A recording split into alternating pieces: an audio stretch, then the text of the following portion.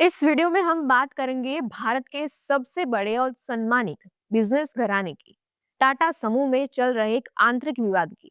ये झगड़ा इतना गंभीर है कि इसने सरकार का ध्यान खींच लिया है और गृह मंत्री अमित शाह से लेकर वित्त मंत्री निर्मला सीतारामन तक को इसमें दखल देना पड़ा। तो आइए समझते हैं कि आखिर माजरा क्या है, ये विवाद क्यों हुआ और इसका टाटा समूह और देश पर क्या असर हो सकता है।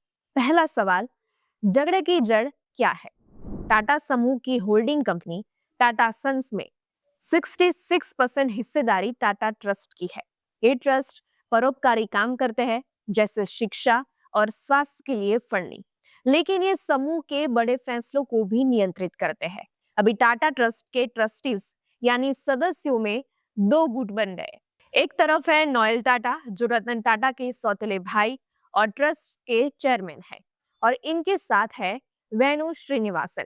दूसरी तरफ चार ट्रस्टी महली मिस्त्री, प्रमित जावेरी, जहांगीर एच.सी. जहांगीर और डेरियस खम्बाटा, जो नोएल टाटा के नेतृत्व पर सवाल उठा रहे हैं। मुख्य विवाद तब शुरू हुआ जब इन चारों ने टाटा सन्स के बोर्ड में विजय सिंह को हटाकर महली मिस्त्री को नामित करने का प्रस्ताव रखा। नोएल और उनके समर्थकों ने इसे समूह पर कब्जे की कोशिश बताया।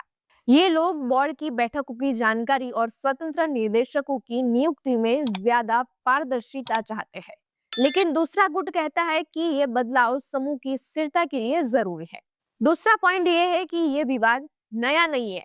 ये कहानी 2016 की याद दिलाती है, जब रतन टाटा ने साइरस मिस्त्री को टाटा सन्स के चेयरमैन पद से हटाया था। साइरस शाहपुर री पलोनजी परिवार से थे, जो टाटा सन्स में 80% हिस्सेदारी रखता है।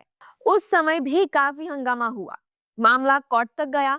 महली मिस्त्री उसी परिवार से है और उनका गुट अब भी टाटा सन्स को शेयर बाजार में लिस्ट करने का दबाव बना रहा है, ताकि वे अपनी हिस्सेदारी बेच सके।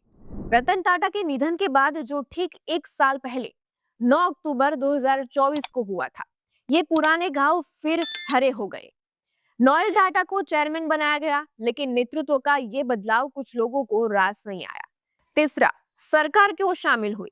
7 अक्टूबर 2025 को नोएल टाटा, टाटा सन्स के चेयरमैन एन चंद्रशेखरन और कुछ ट्रस्टीज ने दिल्ली में अमित शाह और निर्मला सीतारामन से मुलाकात की। सरकार चिंतित है क्योंकि टाटा समूह भारत की अर्थव्यवस्था का एक बड़ा हिस्सा है।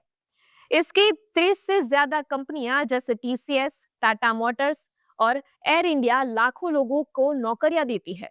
समूह का मार्केट वैल्यू 15 लाख करोड़ रुपए से ज्यादा है।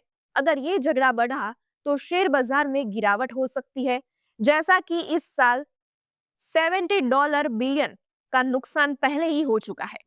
मंत्रियों ने साफ कहा, इस विवाद को जल्द सुलझाओ, नहीं तो समूह और देश को नुकसान होगा। आखिर में क्या हो सकता है? कल 10 अक्टूबर 2025 को टाटा ट्रस्ट की एक अहम मीटिंग है। ये रतन टाटा की पहली पुण्यतिथि भी है। सबकी नजर उस पर है कि क्या कोई समझौता होगा। टाटा समूह ने इसे अफवाह बताया है, लेकिन सरकार का दखल बताता है कि मामला गंभीर है।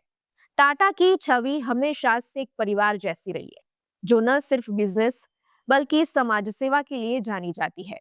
लेकिन ये झगड़ा उस विरासत को चुनौती दे रहा है।